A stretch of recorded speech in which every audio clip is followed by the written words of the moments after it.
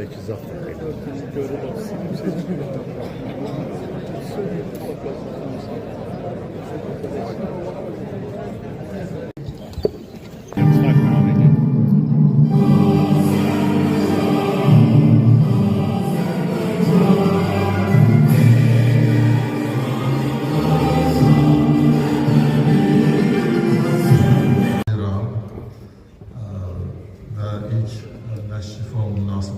Təbrik edirəm. Ümumiyyətlə bilirsiniz ki, bu həftə idman həftəsidir. Çünki 5 Mart tarixini biz birlikdə idman və bədən tərbiyəsi günü kimi qeyd edirik. Tarixçəsini yalnız ki bilirsiniz, 2005-ci ildə ölkə başçısının 4 Mart sərəncamı ilə bu gün bədən tərbiyəsi və idman günü kimi qeyd olunmağa başlamışdır. Or discussion and less as a lecture. So if you will have any questions or any different opinions about things, I will try to explain about each of these, let's say, parts of this equation, and then we will. Bizim ilk mövzumuz əslində sizin ixtisas sahənizə və adınız gəldiyi zaman ağla ilk gələn sözü uyğun olaraq baş məşqçi, lider, pedaqoq yoxsa menecer? Bu sual ətrafında biz sizinlə müzakirəmizi aparacağıq, amma istərdim ilk olaraq məsələ ardıcılığı siz özünüz təyin edəsiniz ki, ilk sözə kim başlasın? Və sualı da belə səsləndirmək istəyirəm ki, baş məşqçilikdə böyük bir komanda, idman növü üzrə böyük bir komandanı idarə edən şəxs dedikdə biz kimi nəzərdə tuturuq, hansı bilik bacarıqları nəzərdə tuturuq?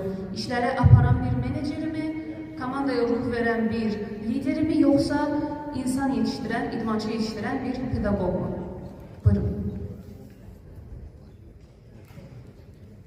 Onun liderliğiyle, onun kurduğu komandayı kollektife həmişə ağır keşkil edin və onun hətta bəzi hərəkətlərinə də fikir verildi. Və belə sizlərin qarşısında olmaq əlbəttə ki, bu mənim üçün çox xoşdur. Və bizim qonağımız Edvard Polovun fikirlərinə baxırdım ki, hamısını izləyə bilmədim. Amma çox maraqlı fikirlər söylədi. Mənim üçün çox xoş oldu. Gerçi biraz futbol biraz tam fərqli idman növüdür. Ama məşqçiliği işi orada da bu bir şəhərli işdir. Məşğulsan xarici bizim burada məşqçilərimiz xaricdə olan Görürsünüz tərcümə edirsən sual.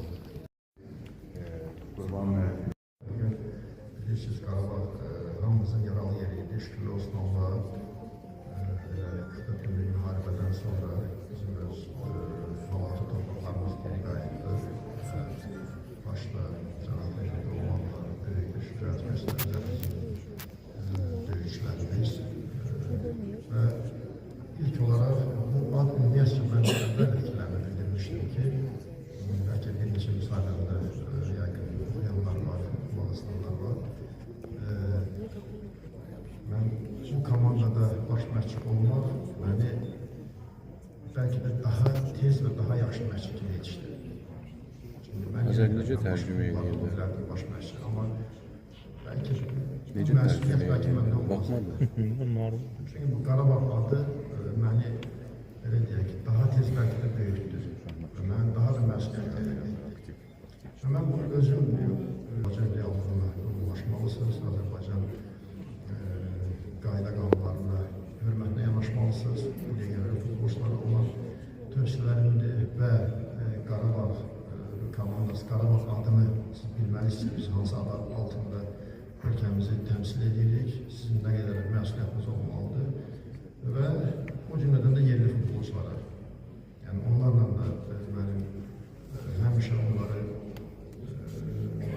əlaqəsi ilk tanışdığımda mən fikirlərimdə bu komandanı, ümumiyyətcə ölkəni, bayrağı, əlbəttə ki, bu fikirlərimin hamısını onlara çatdırdım və bunun üzərində durdum. Çox vacib amildir, hansı ki, bir dəfə bildirilirsə, bununla uğra edilməzsə.